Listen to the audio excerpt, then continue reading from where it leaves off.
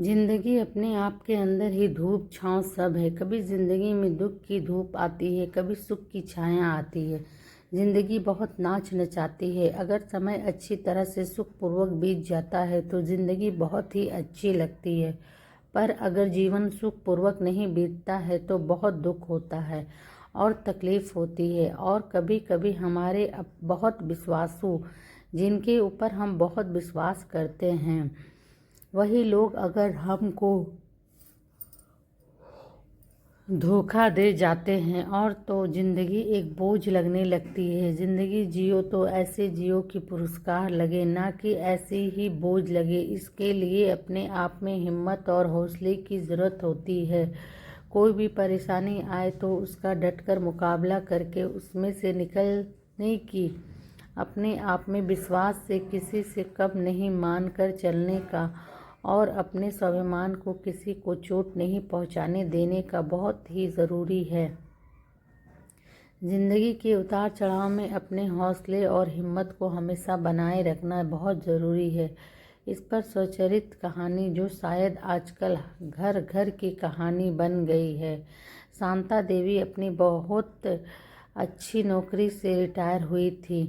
उनके पति का साथ तो जल्द ही छूट गया था। एक बेटा उसकी शादी कर दी थी और वह रिटायरमेंट के बाद और पहले से माँ बेटा दोनों ही रहते थे। फिर उसकी शादी कर दी। जो बेटा माँ माँ करते नहीं थकता था, वह अब बहुत अपनी पत्नी के साथ हो गया और माँ को कुछ नहीं समझने लगा। उसको हर बात गलत लगती और उसको लगता माँ फालतू उसके ऊपर बोझ हो गई है और वह उसकी पत्नी दोनों ही माँ पर जुल्म ढाने लगे। मगर शांता देवी बहुत शांत स्वभाव के थे। बिना कुछ बोले उनके जुल्म सह रही थी। दोनों नौकरी करते थे तो माँ को एक नौकरानी ही बना दिया। एकदम मेड के जैसा व्यवहार करने लगे और यहाँ तक कि धूप में सब्जी लाना, सारे बिल जमा कराना, पैदल जा कर के फिर घर के सब काम करना, काम ना करे तो उनसे मगजमारी करना, यह सब उनकी रोजिंदा जिंदगी में शामिल हो गया था। वो इतनी परेशान हो गई थी, उनको कुछ समझ में नहीं आ रहा था। ऐसे में एक दो दिन उन्होंने खाना भी नहीं खाया और धूप में बिल जमा करने गईं। वहाँ उनको लाइन में खड़े हुए और चक्कर आ गए और वो गिर गई और बेहोश हो गई और उनके हाथ और पाँव में चोट भी आई। वहाँ खड़े हुए भले मानुस उनको हॉस्पिटल लेकर गए और वहाँ उनको एडमिट कर दिया और प्राथमिकता चिकित्सक वगैरह देकर के हाथ और पाँव में प्लास्टर लगाया। फिर उनके होश में आने का इंतज़ार करने लगे। जब वह होश में आई तब उनसे पूछा, तब उन्होंने अपने घर का और बेटे का फ़ोन नंबर दिया। जब बेटे बहू को समाचार दिए गए तो उनके पाँव के नीचे से ज़मीन खिसक गई। बेटा दौड़ा दौड़ा हॉस्पिटल आया। उसने देखा तो बहुत परेशान हुआ, सकपका गया कि वह यह क्या हो गया कि मैंने मेरी पति के कहने में आकर माँ के ऊपर कितने जुल्म कर दिए और माँ ने उफ तक नहीं करी। धूप में बिल जमा कराना, जाना, खाना बनाना, सब्जी लाना, सारे काम माँ के ऊपर छोड़ दिए। जबकि इस माँ ने मुझे कितने प्यार से पाला और मैं सारे फर्ज भूल गया। उसको बहुत अफसोस होने लगा। वहाँ से घर पहुँचा। पहुँचते ही उसकी बीवी ज़ोर ज़ोर से चिल्लाने लगी, बुढ़िया अच्छी तरह काम नहीं करती है, इतना सा भी नहीं हुआ, बिल जमा कराने गई तो ऐसा क्या पहाड़ टूट पड़ा जो यह नाटक करने की ज़रूरत पड़ गई। और हॉस्पिटल में हमारी कितना खर्चा हो जाएगा और घर का काम कौन करेगा। और बहुत अनाप शनाप बोलने लगी। उसके बेटे को, जो हमेशा उसकी बात सुना करता था, आज अपने ऊपर हुए पछतावे के कारण बहुत ही बुरा लगा। उसको 2 थप्पड़ लगाए और माँ है, नौकरानी नहीं। मैं तुम्हारी बातों में आ गया था इसलिए मैंने ऐसा करा, तुम्हारा साथ दिया, मगर अब यह नहीं चलेगा। तुमको ही तुम्हारा काम खुद को ही करना पड़ेगा।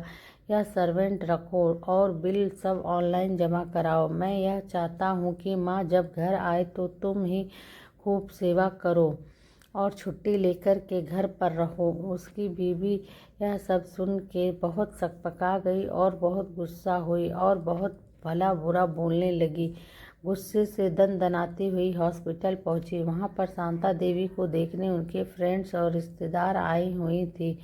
उनके सामने ही बहुत बुरा भला बोलने लगी कि तुम काम चोर हो, इस कारण काम नहीं करना है, इसलिए तुम यहाँ पर हो और नाटक कर रही हो। तुमको कुछ नहीं हुआ है तो मुझे बुरा बनाना चाहती हो।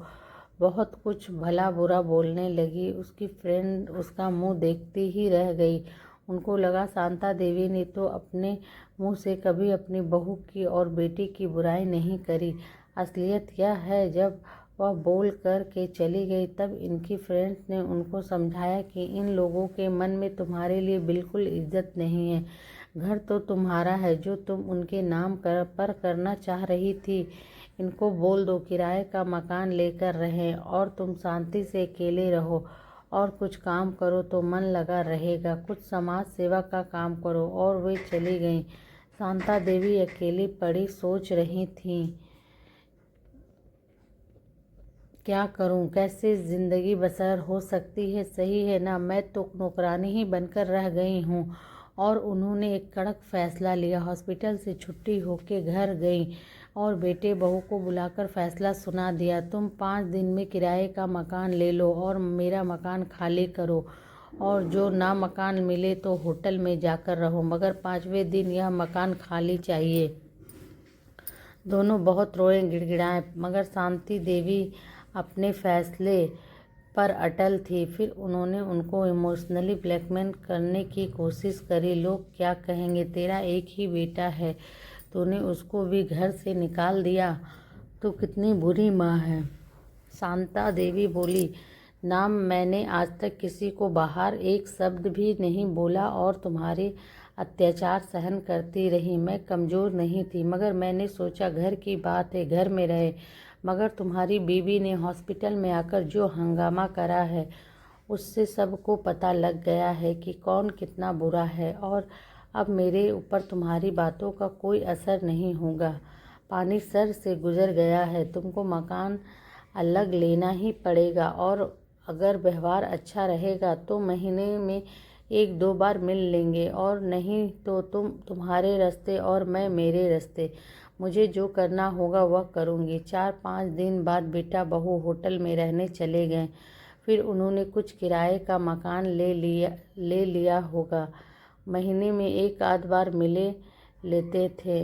बेटे बहू को अपनी गलती का एहसास हुआ, मगर माँ इतनी तकलीफ से गुजरी थी, वह वापस कोई भी रिस्क नहीं लेने के लिए तैयार थी। इसलिए यह उनके साथ रहने नहीं रही, ना उनको अपने साथ रहने बुलाया, और उन्होंने अपने मकान को जीते जी अपने लिए रखा। और उनके मरने के बाद वहाँ अब वृद्ध आश्रम खोलने का अपनी वसीयत में लिख दिया।